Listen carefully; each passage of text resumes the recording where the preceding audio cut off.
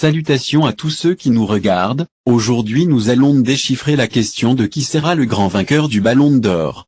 Mais bien avant, n'oubliez pas de vous abonner et d'activer la cloche pour ne rater aucune de nos vidéos. Nous traitons divers sujets. Maintenant passons au grand élu du prix Ballon d'Or. Après une année de pause, le Ballon d'Or va faire son grand retour en 2021. Si théoriquement, le plus prestigieux des trophées individuels récompense en décembre le meilleur joueur du monde sur une année civile, c'est souvent sur la saison précédente que sont jugés les prétendants. En 2019 par exemple, la liste des nommés avait été publiée dès le mois d'octobre, et le vote avait eu lieu dans les semaines suivantes.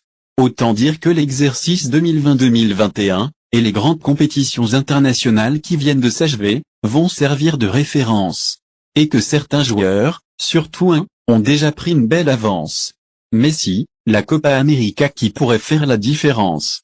Le génie de Rosario a déjà reçu 6 fois le Ballon d'Or, sans avoir remporté la moindre compétition majeure avec l'Argentine.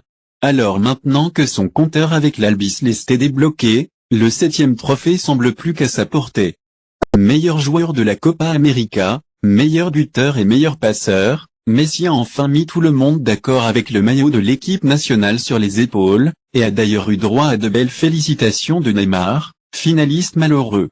De quoi frapper fort dans l'esprit des votants, d'autant que la Pulga sort d'une jolie saison avec le Barça.